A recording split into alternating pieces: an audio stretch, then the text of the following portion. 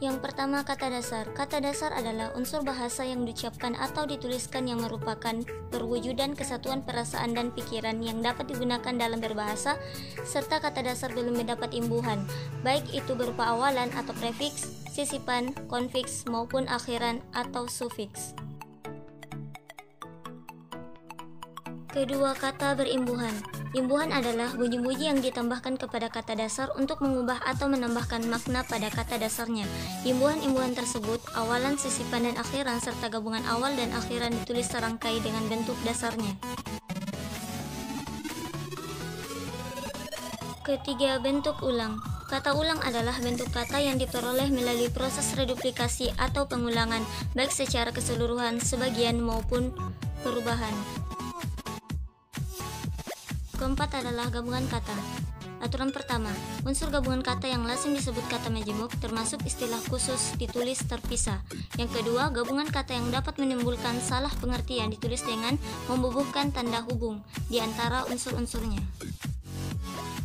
Aturan ketiga, gabungan kata yang penulisannya terpisah tetap ditulis terpisah jika mendapat awalan atau akhiran. Keempat, gabungan kata yang mendapat awalan dan akhiran sekaligus ditulis serangkai. Kelima, gabungan kata yang sudah padu ditulis serangkai. Kelima, pemengalan kata. Aturan pertama, pemengalan kata pada kata dasar dilakukan sebagai berikut. Yang pertama, jika di tengah kata terdapat huruf vokal yang berurutan, pemenggalannya dilakukan di antara kedua huruf vokal itu.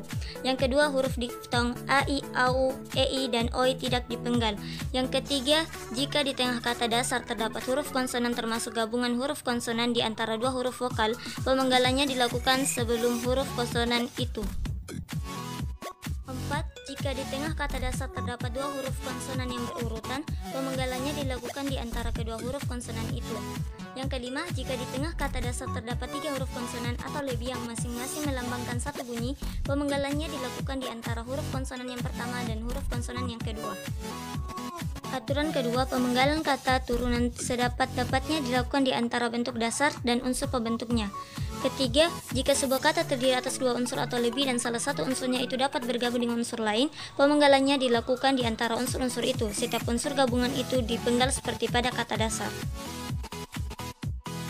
Keenam, kata depan. Kata depan atau disebut juga dengan preposisi adalah kata yang secara sintaksis terletak di depan kata benda, kata sifat, kata keterangan. Kata depan seperti di, ke, dan dari ditulis terpisah dari kata yang mengikutinya.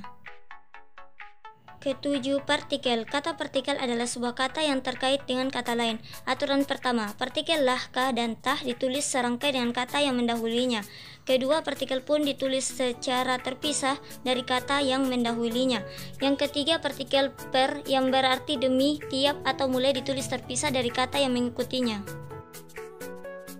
8. Singkatan dan akronim. Singkatan adalah bentuk yang dipendekkan yang terdiri atas satu huruf atau lebih, sedangkan akronim adalah singkatan yang berupa gabungan huruf awal, gabungan suku kata ataupun gabungan huruf dan suku kata dari deret kata yang diperlakukan sebagai kata. Aturan singkatan yang pertama, singkatan nama orang, gelar, sapaan, jabatan, dan pangkat diikuti dengan tanda titik pada setiap unsur singkatan itu.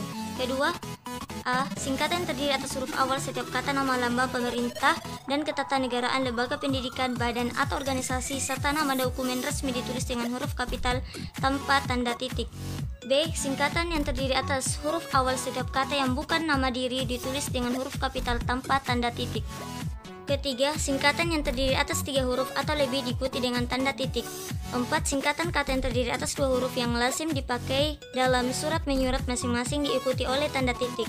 Kelima, lambang kimia, singkatan satuan, ukuran, takaran, timbangan, dan mata uang tidak diikuti tanda titik. 6. Akronim nama diri yang terdiri atas huruf awal setiap kata ditulis dengan huruf kapital tanpa tanda titik. 7. Akronim nama diri yang berupa gabungan suku kata atau gabungan huruf dan suku kata dari deret kata ditulis dengan huruf awal kalimat. 8. Akronim bukan nama diri yang berupa gabungan huruf awal dan suku kata atau gabungan suku kata ditulis dengan huruf kecil. Kesembilan, angka dan bilangan. Menurut KBBI, angka yaitu tanda atau lambang sebagai pengganti bilangan, sedangkan bilangan yaitu banyaknya benda dan sebagainya, atau jumlah. Aturan pertama, bilangan dalam teks yang dapat dinyatakan dengan 1 atau 2 kata ditulis dengan huruf, kecuali jika dipakai secara berurutan seperti dalam perincian. 2. Bagian A. Bilangan pada awal kalimat ditulis dengan huruf. B. Apabila bilangan pada awal kalimat tidak dapat dinyatakan dengan satu atau dua kata, susunan kalimatnya diubah.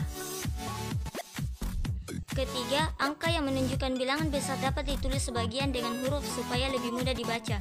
4. Angka dipakai untuk menyatakan A. Ukuran panjang, berat, luas, dan isi dan waktu, serta B. Nilai uan. 5. Angka dipakai untuk menomori alamat seperti jalan, rumah, apartemen, atau kamar. 6.